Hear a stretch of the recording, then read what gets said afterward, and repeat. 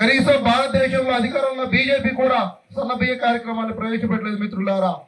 దాన్ని మన రేవంత్ రెడ్డి గారు ప్రతి పూట తెల్ల రేషన్ బియ్యం మాతో మీరు సమానం అని చెప్పేసి భారత రాజ్యాంగంలో ఆర్టికల్ 14 అందరూ సమానమైన అంశాన్ని పరిగణన తీసుకొని ఈనాడు తెల్ల రేషన్ బియ్యాన్ని యావత్ తెలంగాణలోని కేబినెట్ మంత్రులు అందరినీ నేలపైన కూర్చోబెట్టి మీతో మీరు సమానం అని చెప్పేసి ఒక గిరిజన వాడలో వారితో పాటు సహపంక్తి భోజనం చేసిండు.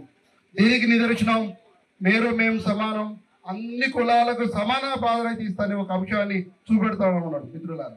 అంటే రేవంత్ రెడ్డి గారు చేసే ప్రతి పనిలో బాబాసాహెబ్ అంబేద్కర్ ఇచ్చిన హక్కులను, పీఠికలో పొందుపరిచిన ఆశయాలు, లక్ష్యాలను నెరవేర్చే విధంగానే చేస్తున్నాడు అని చెప్పేసి మీరు గమనించాలి సోదరులారా.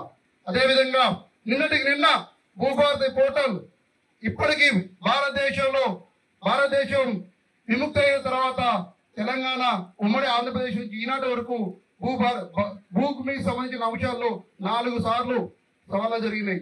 అందులో ఈ భూభారతి పోర్టల్ ని సాక్షాత్తు భారత రాజ్యాంగ నిర్మాత బాబాసాహెబ్ అంబేద్కర్ జయంతి రోజు నేను సాయంత్రం 6 గంటలకు లాంఛనంగా ప్రారంభించిండు. అంటే ఇక్కడ కూడా మీరు ఆలోచన చేయండి. బాబాసాహెబ్ అంబేద్కర్ ప్రపంచంలో జరగబోయే అంశాలను దృష్టిలో పెట్టుకొని ఆనాడు రాసిన రాజ్యాంగాన్ని ఈనాడు రేవంత్ రెడ్డి గారు ఎంత ముందు చూపుతూ దాంట్లో ఉన్న ప్రతి అంశాన్ని, ప్రతి పదాన్ని క్షుణ్ణంగా పరిశీలన చేసింది. కాబట్టి నేను అంబేద్కర్ జయంతి రోజు మన ఈ భూభారతి పోర్టల్ చేసిన మిత్రులారా, ఈ భూభారతి పోర్టల్ ను ఖచ్చితంగా అమలు కావాలంటే ఇక్కడ ఉన్నటువంటి రెవెన్యూ అధికారులు వారు బదనం కాకుండా ఉండి ప్రతి ఒక్కరు ఖచ్చితంగా అమలు చేస్తేనే మీరు చేసిందే మేము చేసినట్టు ఆ గొప్పతనం, ఔన్నత్యం మీకే అని చెప్పేసి మీటింగ్ లో రెవెన్యూ అధికారులు కూడా పొగిడిందంటే ఎంత ముందు చూపుతోటి, ఎంత ఆలోచనాత్మకంగా ఉండడం మీరందరూ ఆలోచన చేయాలి.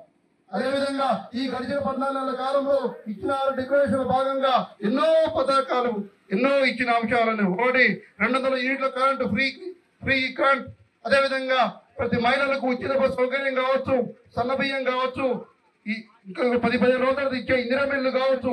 ఆ ఇందిరా మిల్లు కూడా గ్రామ కమిటీలకు ఒకటే తెలియజేసిన మిత్రులారా, కట్టుకునే పేదవాడు అవసరం ఉన్న వాళ్ళకి మాత్రమే, పక్కా పూరి గుడిసే రేకులు వేసుకున్న వాళ్ళకి మాత్రమే ఇచ్చే విధంగా గ్రామ కమిటీలకు మన స్థానిక ఎమ్మెల్యే గారు దిశానిర్దేశం చేశారు.